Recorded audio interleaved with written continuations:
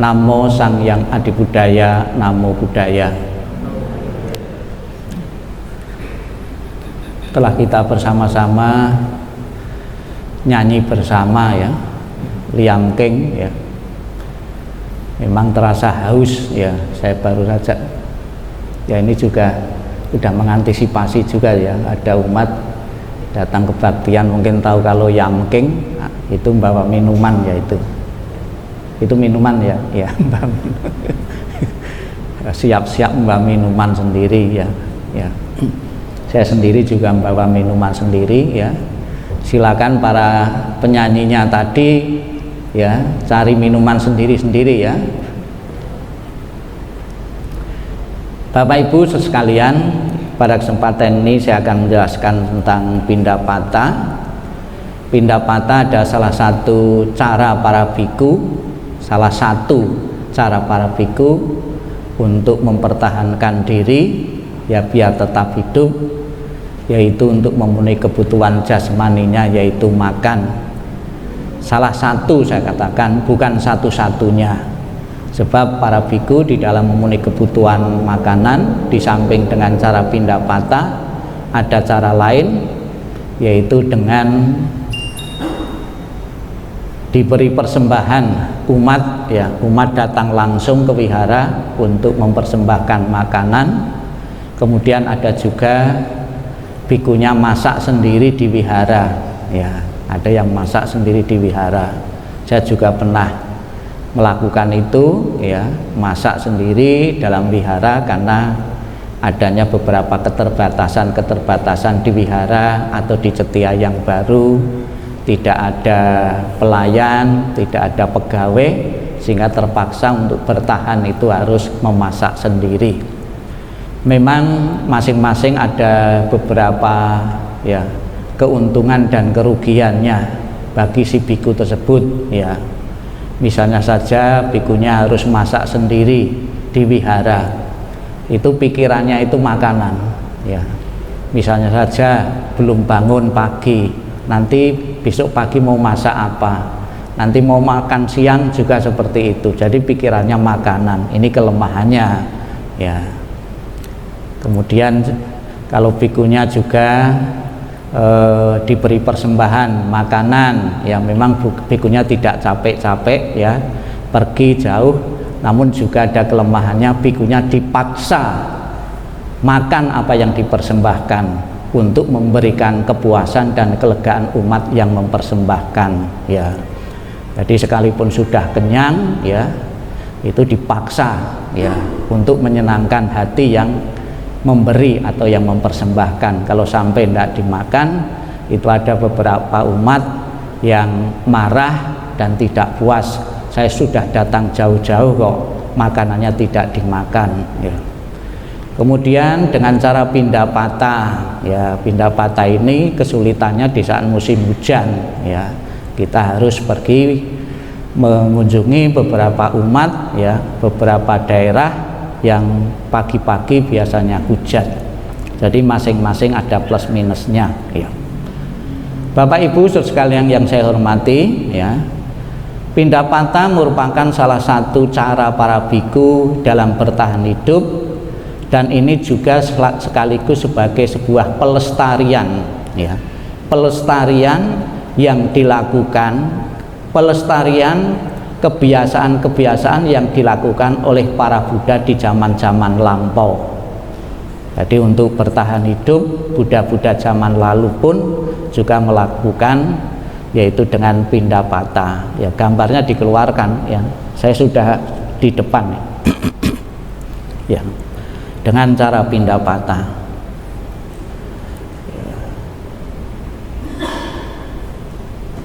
Nah, ini yaitu ciri biku yang berpindapata, dia memakai alat ya, yaitu dengan pata. Pindapata sendiri mempunyai arti, ini berasal dari bahasa Sanskerta. Pinda artinya itu gumpalan ya, atau bongkahan makanan, dan pata sendiri artinya wadah atau mangkok. Bisa dimaknai Pindapata itu mengumpulkan makanan dengan menggunakan mangkok. mangkoknya para biku ya ini pindapata ini, pata ini. Bagaimana kalau mengumpulkannya bukan dengan pata, dengan piring, ya pindah piring, ya dengan menggunakan piring, ya bukan dengan mangkok, ya. Gumpalan makanan, kalau zaman sekarang saya lihat sudah jarang sekali, kecuali ada pas selamatan itu ada gumpalan nasi golong, ya digumpal. Tahu ya nasi golong itu di kepal digolong-golong. Waktu saya kecil di sawah itu juga ada, ya di saat memberi makan pekerja di sawah itu tidak menggunakan piring, ya tapi bukan nasi ketan, biasanya ketan yang di kepal itu terus dikasihkan para pekerja itu tanpa sayur, ya. Kalau ketan biasanya tanpa sayur karena sudah ada dikasih kelapa di situ, sudah enak, sudah gurih, tanpa harus menggunakan sayur, ya. Di zaman Sang Buddha nasi itu diberi gumpal-gumpalan, kemudian mungkin juga ada sayur-sayur, ada lauk atau ikan asin atau tahu dan tempe, ya. Ini para biku, ya, mengumpulkan dana makanan atau mengumpulkan gumpalan-gumpalan yang berupa nasi ini. Ya. Ini di wihara-wihara di luar negeri, khususnya di negara-negara Buddhis, ini masih dominan sekali para biku di dalam mendapatkan makanan itu harus keliling dari satu rumah ke rumah yang lain para umat untuk mengumpulkan dana makanan ini. Dan makanan yang dipersembahkan kepada umat ini, ya, biasanya dijadikan satu wadah, ya. Tapi sekarang sudah ada plastik, itu sayur sendiri, gorengan sendiri, ya. Itu sudah dipisah-pisah. Kalau zaman dulu belum ada plastik, ya langsung dicampur gitu saja. Sehingga makanya hasil pindapata itu harus dimakan dalam jangka waktu 24 jam, ya. Dan biasanya tidak sampai 24 jam karena batasan biku makan itu jam 12 siang, ya. Harus dimakan nanti biar tidak cepat basi, ya. Ya, dapat kita lihat, ya, contohnya makanan ini. Maka banyak sekali biku-biku yang setelah pindapata ini tidak habis dimakan sendiri, ya, karena cukup banyak, ya. Satu pata itu mungkin kurang lebih kalau dijadikan piring ya 4-5 piring, mana habis, ya. Namun juga ada biku juga yang habis. Kenapa? Karena biku itu makan itu yang umum, yang pindapata itu makannya bukan 2 atau 3 kali, makannya sekali langsung banyak. Jatah untuk 2 kali dimakan sekali, ya. Nah, coba kalau Anda melihat para biku yang khususnya masih ketat peraturannya, itu biasanya makannya piringnya itu penuh sekali karena biasa dengan pindapata ini. Kemudian juga di samping dimakan sendiri, dibagi dengan biku-biku yang tidak bisa berpindapata makanan ini. Ada biku yang senior, yang sakit, ini dibagi dari hasil dari pindapata ini, ya, itu. Kemudian ada juga biku yang pindapata tidak mendapatkan makanan, pulangnya patanya masih kosong. Memungkinkan juga, karena tidak sedikit juga tingkat kesulitan umat itu kan bervariasi. Ada yang bisa berdana memberi, ada yang dimakan sendiri saja masih kurang, masa mau berdana. Jadi tidak selamanya para biku itu di saat berpindapata pulang membawa makanan. Bahkan juga Sang Buddha sendiri juga pernah di saat berpindapata itu pulang ke wihara tidak dapat makanan, ya. Karena tingkat kesulitan umat, ya, sedang pagebluk, sedang sulit umatnya, krisis ekonomi, sehingga Buddha pun juga tidak mendapat makanan, ya, itu. Jadi inilah yang menjadi kekhawatiran para orang tua, kemungkinan, ya. Makanya kalau jadi biku itu biasanya hampir semua mau minta izin ke orang tua itu tidak selamanya orang tua itu legowo untuk mengizinkan, takut nanti anaknya itu kelaparan. Nah, karena tidak setiap Pindapata itu mendapatkan makanan. Ya kalau makanan terus, ya mendapat terus. Kalau tidak, nanti anak saya jadi biku, bisa kelaparan, jadi kurus. Ya, inilah itu keberatan para orang tua yang tidak mengizinkan anaknya untuk jadi biku. Namun menurut pengalaman saya di Indonesia, ya, itu saya belum pernah ya untuk ya di saat sehari saja tidak mendapatkan makanan. Bahkan saya sendiri justru malah kelebihan karbohidrat. Ya, bukan kekurangan karbohidrat, ya sudah kelebihan karbohidrat, ya sudah kelebihan gula, ya. Biasanya kalau orang Jawa itu kencing manis atau diabetes itu di samping karena makan minum terlalu banyak yang manis-manis, orang Jawa itu kesukaannya itu dengarkan gending dandang gulo, ya. Tahu ya gending dandang gulo? Dan gulo itu kan manis toh, ya ini guyon saja ya. Ya, jadi para biku di saat Pindapata ya ini mengumpulkan dana makanan, tidak dimakan sendiri namun juga dimakan yang lain. Kemudian di samping dimakan para biku yang lain juga diberikan hewan atau binatang. Biasanya di wihara itu ada anjing, ya ini para biku dibagi dengan anjing, dikasih makan anjing, ya itu.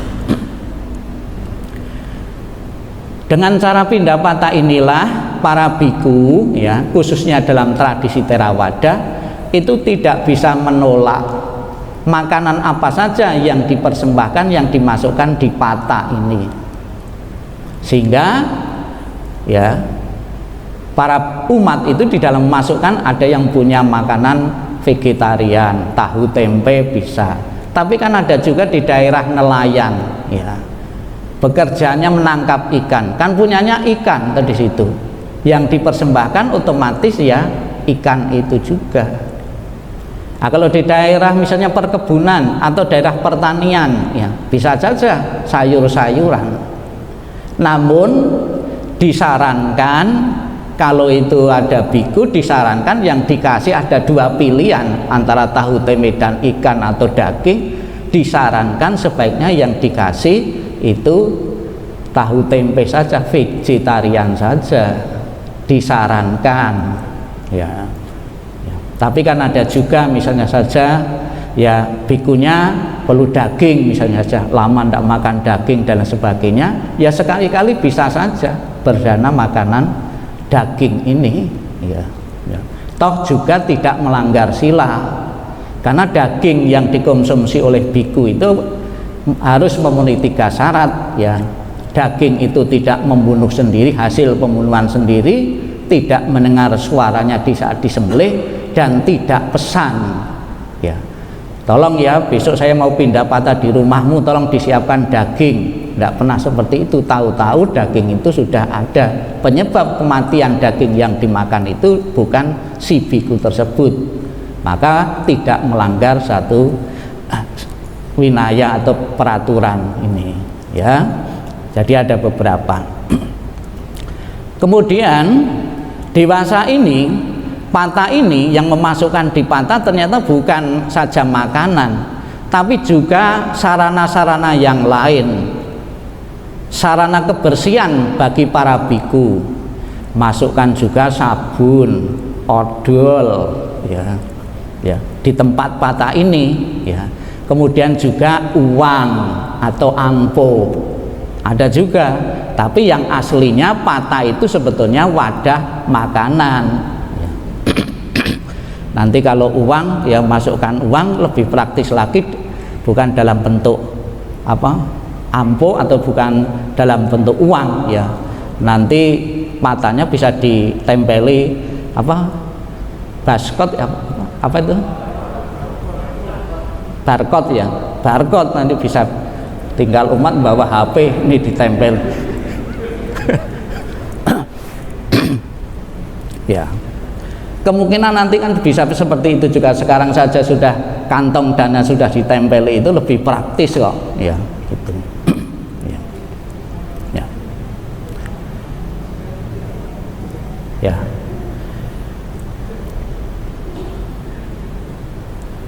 Sebagai umat Buddha ya, atau siswa Buddha, pengikut Buddha bisa dibedakan menjadi dua, yaitu umat Buddha yang berkeluarga dan umat Buddha yang tidak berkeluarga atau menjadi biku dan bikuni.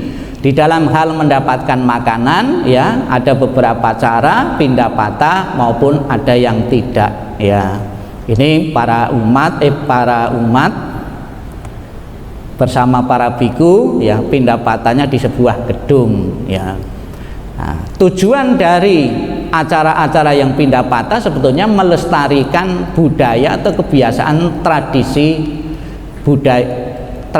para Buddha ini ya. Sebetulnya pindapata itu di kampung-kampung, di rumah-rumah penduduk, namun karena keadaan ya, yang penting pelestarian tradisi itu bisa juga dilakukan di dalam sebuah gedung, dan juga pertimbangan tertentu. Seperti kapan hari waktu musim hujan dulu beberapa tahun yang lalu, di sini juga setiap minggu kedua atau ketiga itu juga ada pindapata ya, jam 6, jam 7 para umat datang lebih dulu, kemudian bikunya itu diberi persembahan dengan pindapata. Tapi karena hujan pada waktu itu, saya juga sarankan di dalam vihara juga pernah juga melakukan pindapata di dalam gedung ya.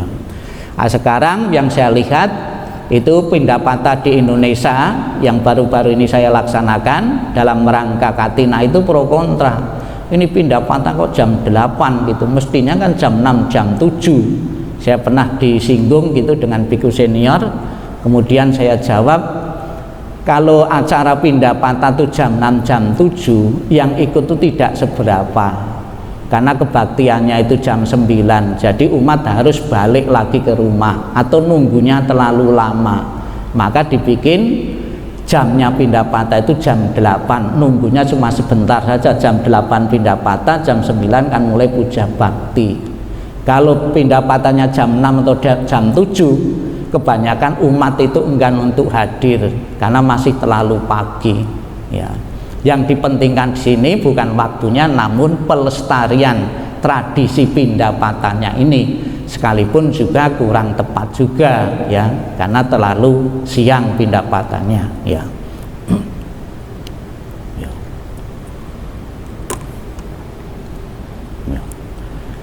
Ini cara para umat dalam mengkonsumsi makanan itu sangat berbeda dengan para biku. Kalau para umat itu bisa makan sembarang ya. Tentunya istilah sembarang ini bukan berarti para umat juga makan barang hidup ya, tetap yang dimakan tetap mati juga ya.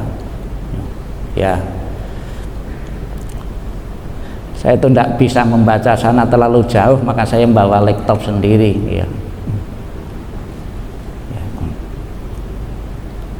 Ini para biku ya, para biku dalam menjalankan pindapata menurut ketentuan ya, yang menjalankan pindapata para biku, samanera dan upasaka upasika 8 sila ya.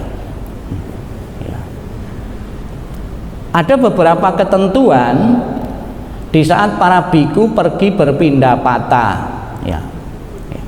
Jadi tidak sembarang biku keluar wihara itu. Ini juga bisa dilihat para umat yang sekiranya biku-biku tidak disiplin ya, menjalankan ketentuan-ketentuan ini biasanya kurang mendapatkan respon dari umat ya. Salah satunya patanya tidak penuh, karena umat itu juga ada milih-milih juga ya, bisa milih senioritas, bisa milih biku yang rapi dan disiplin ya. Salah satunya apa yang jadi pertimbangan umat untuk memasukkan dana atau makanan di pata para biku ya, yang pertama mengenangkan jubah yang kenangkan dengan rapi. Kalau jubahnya itu dipakainya itu awut-awutan itu meragukan, jangan-jangan ini biku palsu, ini pakai jubahnya itu awut-awutan, kan ada juga ya. Jadi kelihatannya gampang ya pakai jubah, tapi kalau tidak terbiasa juga biasanya awut-awutan ya. Gelinding-gelindingnya juga tidak rapi. Kalau biku sudah memang sudah kebiasaan pakai jubah, mengenangkan jubah itu rapi. Tapi kalau biku-biku palsu ya atau masih baru-baru, coba Anda bisa lihat samanera kalau pakai jubah dengan biku, pasti kan kalau dilihat lebih rapi para biku ya, yang baru terutama samanera baru ya, itu bisa dilihat dari kerapian para biku ya di saat mengenangkan jubah. Ini contohnya rapi. Para biku di saat keluar pindapata itu biasanya memakai jubah tertutup. Apa yang membedakan tertutup dan terbuka? Salah satu bahunya itu tertutup semua ya, tertutup semua, dibungkus ya, badannya dibungkus semua. Tapi ada juga jubah terbuka. Ini ketentuannya para biku yang memakai jubah tertutup itu berada di luar wihara. Di luar wihara tertutup, di jalan, naik bis atau naik mobil, di pertemuan-pertemuan di luar wihara itu biasanya jubahnya jubah tertutup ya. Ini kemudian ada juga dalam tradisi yang lain ya, pakaiannya atau jubahnya dalam keadaan terbuka namun masih rapi. Ini salah satu aliran di Thailand ya, ini pakai jubahnya terbuka namun rapi ya.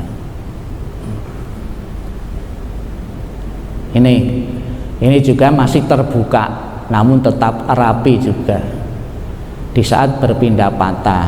Nah, kemungkinan ini karena pas ada acara ya, dan biku-biku senior biasanya kalau suruh pakai jubah tertutup itu kadang-kadang mereka sudah tidak bisa lagi karena fisik ya itu tidak rapi lagi, mudahnya gitu saja.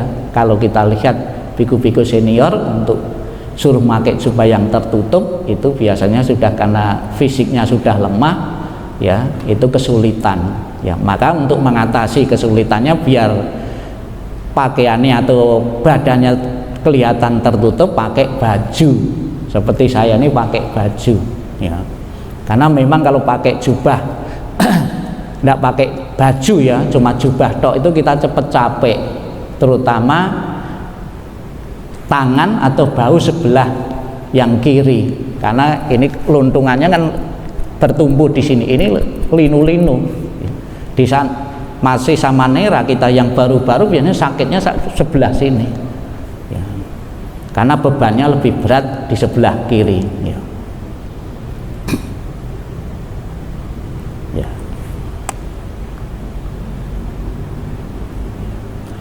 Kemudian patan tersebut harus diletakkan di bawah jubahnya di saat keluar ya.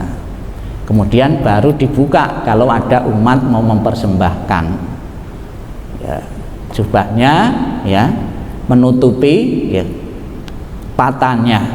Pata merupakan salah satu dari 8 kebutuhan atau 8 sarana yang diperlukan oleh seorang biku.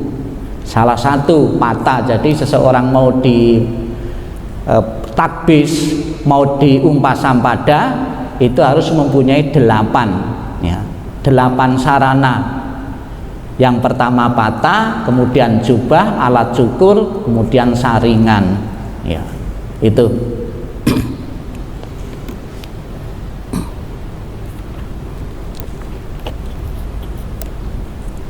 Mohon maaf saya tak mampir ngombe dulu ya.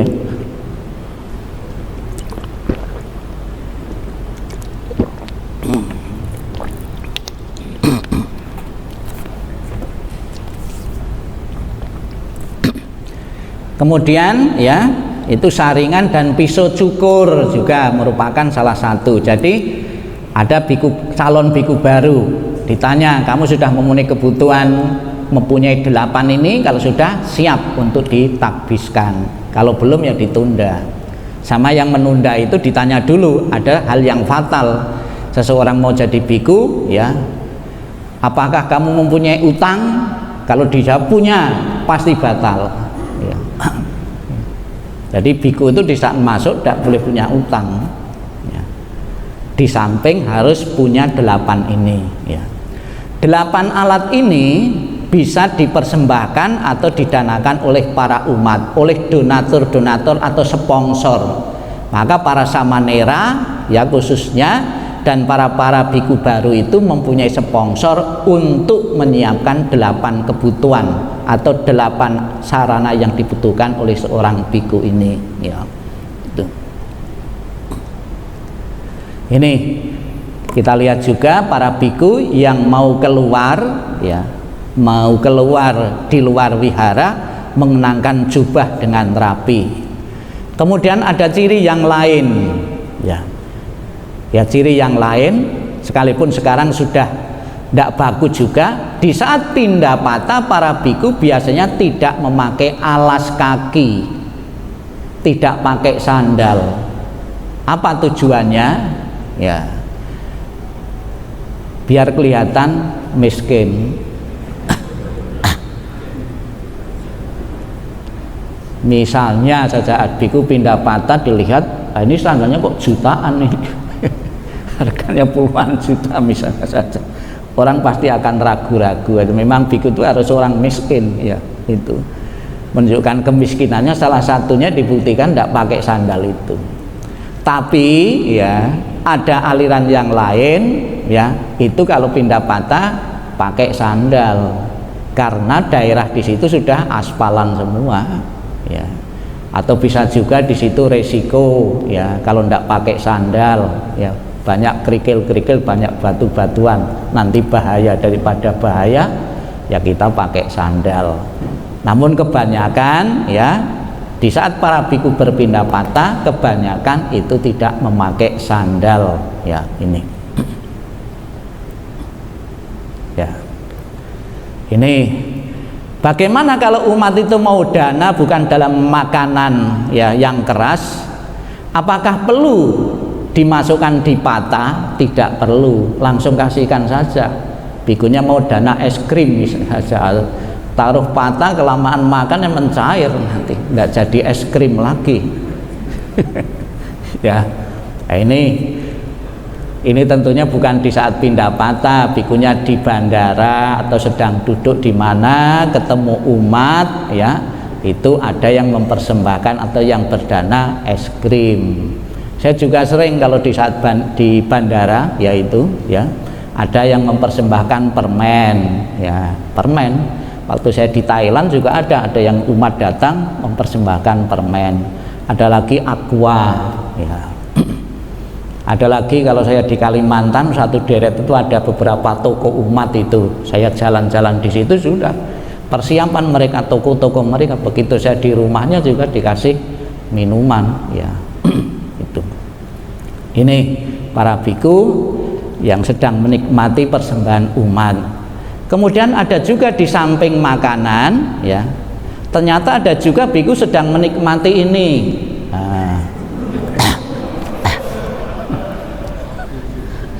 Biku yang ngerokok ya. Apakah boleh biku itu merokok? Di dalam kitab suci di zaman Sang Buddha itu belum ada tembakau ya, belum ada tembakau. Di India itu waktu Sang Buddha ada itu belum ada tembakau. Tembakau itu belakangan. Maka di kalangan umat Buddha pun ini masih pro kontra ya. Kan ditulis dalam sila kelima itu tidak makan dan minum yang bisa melemahkan kesadaran dan menimbulkan ketagihan. Ada yang beralasan yang merokok-rokok ini kan tidak dimakan, mau makan tembakau ya, cuma disedot kan tidak dimakan, tapi kan menimbulkan ketagihan ya. Ya, jadi para biku juga sampai sekarang pun juga ya ada biku yang merokok. Namun saya yakin di Indonesia, umat Buddha di Indonesia belum siap menerima biku yang merokok. Pernah ada salah satu wihara, ada biku dari luar negeri, kemudian menetap di situ, bikunya ngerokok, disarankan keluar dari wihara atau dipindah tempatnya, karena takut dilihat umat menimbulkan pro kontra, belum bisa menerima. Ada lagi juga biku habis makan terus cari tempat yang tersembunyi ngerokok-ngerokokan yang kelompoknya itu, ada juga seperti itu ya. Rokoknya dari mana? Ada yang mengatakan dikasih umat, ya, tapi biasanya sesuatu yang menimbulkan ketagihan tidak usah menunggu dikasih, beli sendiri. Sesuatu yang menimbulkan ketagihan itu tidak nunggu dikasih orang. Kalau dikasih orang kan tidak tentu, pasti akan beli sendiri, ya. Alasannya beli rokok untuk tukang-tukang, padahal ya sebagian untuk tukang, sebagian untuk dirinya, ya. Ya, merokok, ya. Di luar negeri biasa kalau biku ngerokok sini, kalau di Indonesia ya itu tidak biasa, akan menimbulkan pro kontra. Kemudian juga di samping mendapatkan makanan, biku juga mendapatkan alat komunikasi, ya.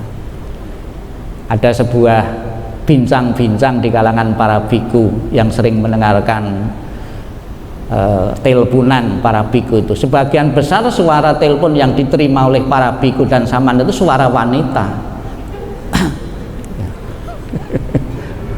Ya, wanita itu bisa dari ibunya kan, juga bisa juga toh. Yang punya ibu di rumah, yang punya mama di rumah. Tapi juga sebagian besar dari wanita, bukan orang tuanya, ya, dengan wanita, ya.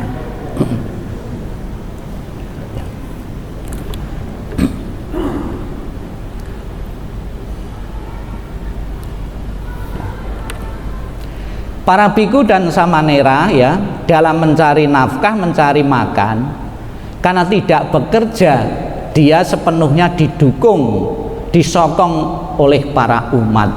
Para biku kan tidak boleh melakukan aktivitas, kegiatan-kegiatan yang bisa menghasilkan uang untuk kepentingan pribadi, ya, tidak bekerja. Misalnya saja bikunya nyambi jualan, bikunya jadi pemborong, ya. Idealnya. Tapi kan ada juga katanya sih di luar negeri itu biku itu nyambi beli nomor undian, ya. Ya katanya seperti itu gitu tuh, ya. Ya karena biku itu sebetulnya kan menyederhanakan kebutuhan. Kalau pikirannya sudah masih pikiran seperti umat, ya akibatnya judi, ya beli nomor, bekerja sembunyi-sembunyi pun masih dilakukan. Tujuannya bukan mengurangi keserakahan, namanya malah nambah keserakahan, ya. Nah, kenapa jubah biku kok warnanya cuma kuning, tidak ganti-ganti warna? Itu sebenarnya kan menyederhanakan keinginan, menyederhanakan kebutuhan, dan dibatasi cuma 3 saja. Sebetulnya enak kalau kita bisa nerima peraturan itu. Peraturan para biku sebetulnya kan agar nibbana itu cepat tercapai itu ya gitu. Kita harus menyederhanakan keinginan-keinginan.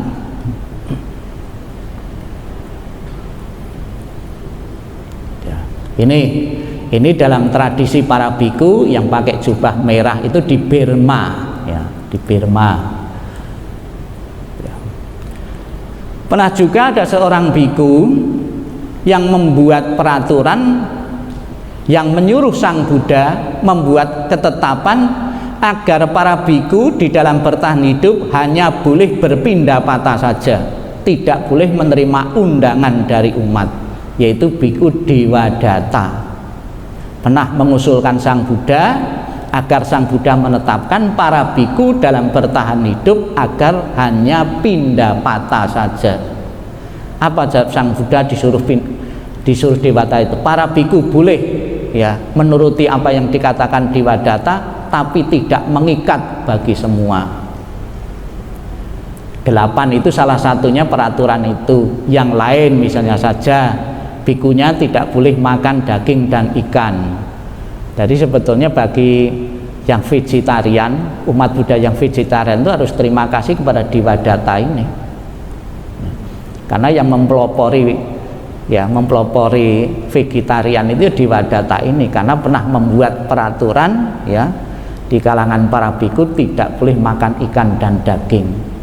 Sang Buddha tidak menyetujui sepenuhnya, karena ada beberapa umat itu tinggal, ya, penghidupannya sebagai nelayan, ya. Para biku kalau ingin bertahan hidup di situ juga harus menyesuaikan diri di situ juga apa yang dimakan itu.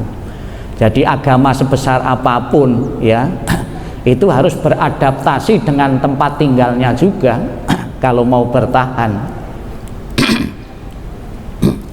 Nyatanya juga di kalangan umat Buddha juga aliran Tantrayana misalnya saja, itu kan sebetulnya aliran Mahayana, tapi juga makan daging juga karena di sana sulit mendapatkan sayuran.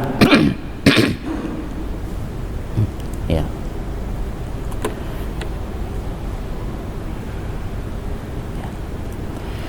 Karena para biku sangat bergantung sekali kepada para umat di dalam hal makanan, maka para biku ya diharapkan bekerja sama ya dengan para umat ya. Dalam kerjasama ini para biku memberikan dhamma diksana, membimbing para biku ya. Kemudian juga kita sering mendengar ya di kalangan umat awam ya bahwa para biku keliling-keliling itu seolah-olah sebagai pengemis. Memang Bapak Ibu, kata biku sendiri, kata biku itu artinya itu pengemis. Kata biku artinya pengemis. Mungkin orang lain melihat para biku itu berkeliling ya di rumah-rumah itu seperti pengemis. Namun sebetulnya beda. Kalau pengemis ya, orang mau berdana kepada pengemis, yang dikasihkan itu biasanya nilainya atau enaknya atau jumlahnya itu lebih kecil daripada yang dia makan kalau ngasih pengemis. Tapi kalau ngasih para biku bisa di atas yang dimakan, bisa lebih banyak dari apa yang dimakan sendiri. Itu yang membedakan. Dan memberikan makanan istilahnya mempersembahkan sesuatu yang bagus di atas dirinya, tidak dianya sama dengan yang dirinya makan. Beda dengan pengemis, pasti kalau ada uang misalnya pasti dibelikan yang jelek atau nilai yang kecil dengan pengemis. Tapi kalau berdana kepada para biku itu beda, pasti yang lebih baik ya. Itulah yang membedakan. Jadi di daerah-daerah tertentu juga ya, di samping para biku itu berjalan kaki, namun juga biku-biku yang senior yang sudah tidak mampu berjalan lagi juga dibantu dengan sarana transportasi yang sesuai dengan daerah itu. Misalnya naik becak, ada daerah lain yang ada mobil, bikunya jalan, kemudian hasil pendapatannya diangkut dengan mobil ya, itu. Kemudian ada juga ya para biku di saat mengkonsumsi makan dia tidak pindah patah namun menunggu umat berdana, umatnya datang ke wihara. Silakan Bapak Ibu ya, kalau datang ke wihara ya berdana makanan diusahakan jangan lebih jam 12 siang, di bawah jam 12 siang idealnya ya. Sebab kalau sudah jam 12 siang, di samping kita mendukung pelanggaran para biku ya, itu juga bagi Bapak Ibu tentunya jangan sakit hati, jangan kecewa kalau persembahannya di atas jam 12 tidak dimakan biku. Sebab ada juga yang lebih 5 menit saja sudah tidak mau makan lagi, karena memang ketentuannya jam itu.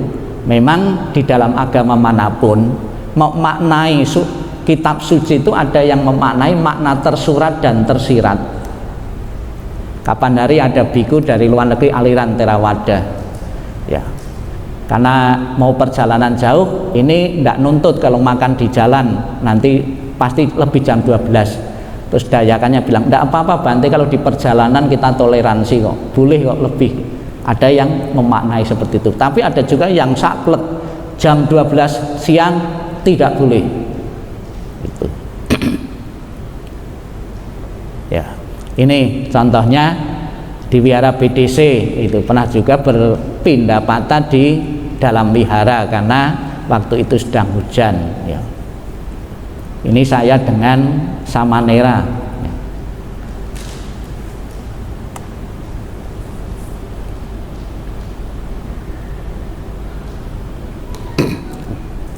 Kenapa para biku ya berpindah patah? Ini juga sangat dianjurkan sekali oleh Sang Buddha.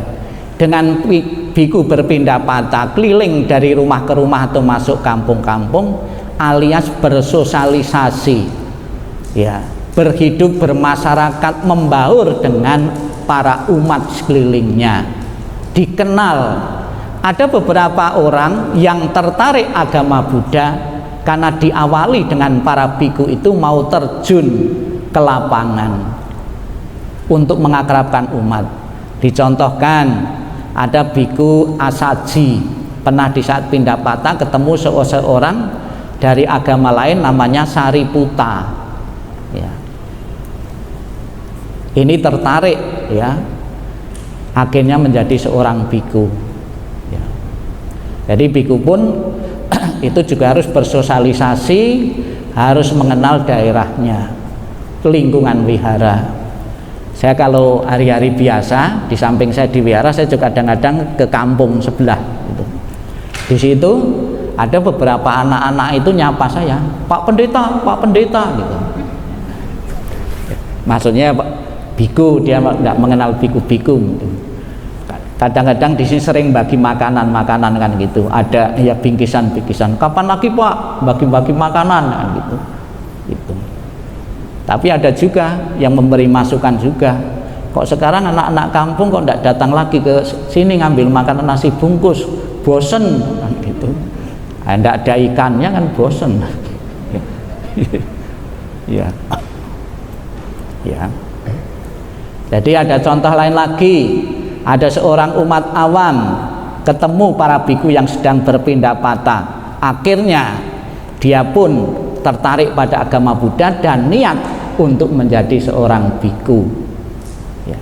Namun dengan catatan bikunya itu juga biku-biku yang memang biku-biku yang boleh katakan sesuai dengan dharma dan winaya, ya. Kan ada juga biku keliling-keliling kampung bawa sepeda motor, bawa apa gitu. Terus pakaiannya juga bukan pakaian dinas biku, ya ada, justru akan menimbulkan celaan bagi para umat, ya.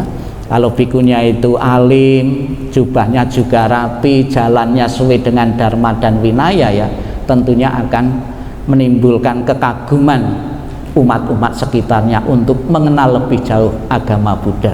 Demikian pula dari contoh para biku ini, Bapak Ibu hidup di masyarakat, ya. Pola makan Bapak Ibu, pola hidup Bapak Ibu di masyarakat itu juga akan mempengaruhi minat orang untuk beragama Buddha.